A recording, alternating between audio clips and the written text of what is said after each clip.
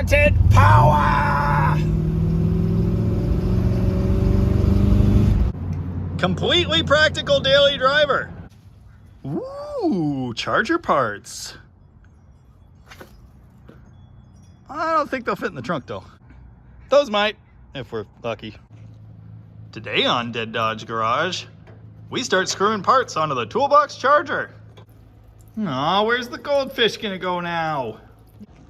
Look at that. So much fantasticness. With the back bumper installed, you can see one unfortunate detail on the 73 and 74 cars. Unlike 71 and 72, which predate safety, these had to adhere to a more stringent 5-mile-an-hour crash rule. The way they achieve that is by extending the bumper out and putting in this goofy filler piece. It's entirely possible I have brackets to fix this somewhere in my hoard of parts. More on that later. Brother, look at that. Say you go to install your marker lights on your freshly restored bodywork car and the holes are all filled. Here's how you deal with that.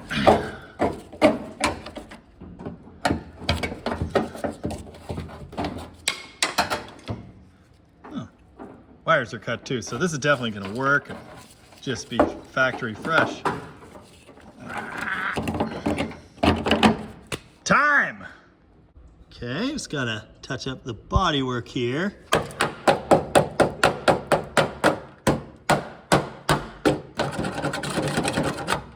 Yeah, much better. Just sit back and take in all of that glory. It's beautiful, and it only took all day. Chickens and bunnies.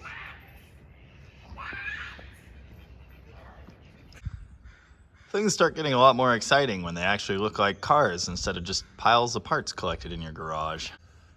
Next on the agenda, dash and seats. Mostly just to clean the shop floor. Oh, and I think if this did something, that would be an asset. You know, these 245 6014s aren't exactly small, but these cars have a lot of wheel well to fill, so I was thinking something more like that. My friend Dalton, who I am kind of building this car with, is not here today, so I'm not really working on it, but I have been collecting parts. Kind of building the Toolbox Charger on a budget. For one thing, it's a budget car. For another thing, I've been spending all my money on 4-speeds. That's right, they multiplied. And 4-speed accessories. My friend Tom with Rocket Restoration stocks all of these linkage rebuild bits. Very cool. It's gonna be the nicest 4-speed I've ever had, probably.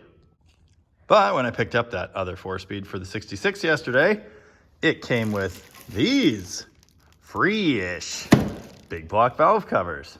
I think they'll match the car okay.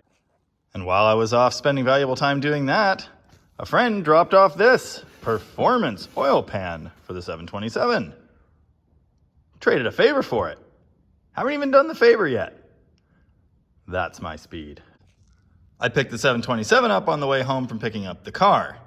I actually, somewhere in my hoard of parts, have a shift improver kit I never used because I tried to install it and the 727 I was working on already had one. So I'll be digging that out and installing it along with that pan. One thing I am gonna have to buy is a stall converter.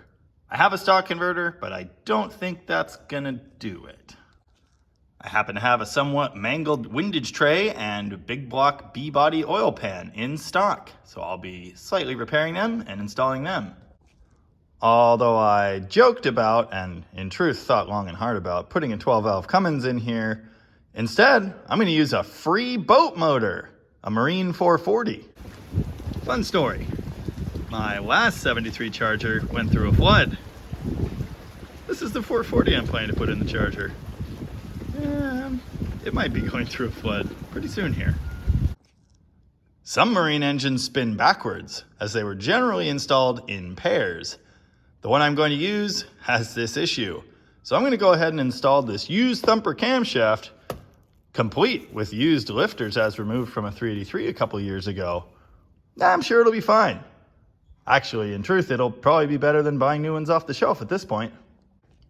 With any luck, this drive shaft will fit, but it probably won't. After talking with Dalaton, we decided to remove this perfectly good base model gauge cluster and replace it with this slightly broken rally cluster I've been hoarding for years. Look, it's even got the 150 mile an hour speedometer. That's gonna be cool. We do seem to be missing the engine compartment and lighting harnesses, so I guess I'll be making some. By the time I'm done jamming a boat motor with a humongo cam, a 727 with a shift kit and a big old stall converter and some humongous tires in this car, I don't think the 8 1/4 rear is gonna hang anymore. Luckily, I've got a free 8 3/4 out of a similar year C-body. It's slightly wider, but I think we can make it work. It even has a sure grip already, which is cool and surprising. Just needs some different gears. Also not pictured are some free big block headers that I am at least fairly certain will fit in this car. We're gonna go ahead and sawzall this really nice exhaust that was made for a small block right about there, and just hope it all works out. Here's another piece that's been sitting around in my personal hoard for some time. This will be perfect to get the car running. I shouldn't need it for long after that. Anyone want to buy a 73 Charger hood? You'll notice it's not painted. The previous owner said this hood was never going to go back on the car.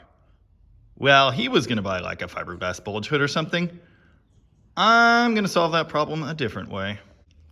Oh yeah, there's some spare air shocks just in case the ones in the rear are, no good because they're like dry rotted and 20 years old or whatever. Well, I guess that about does it for this update. That's about all that's going on with the car right now. Maybe this weekend we'll have some more action. Next big thing will be tearing the Boat 440 down, making sure it's actually worth installing, throwing some car pieces on it, stabbing it in the car. So stay tuned. Thanks for watching.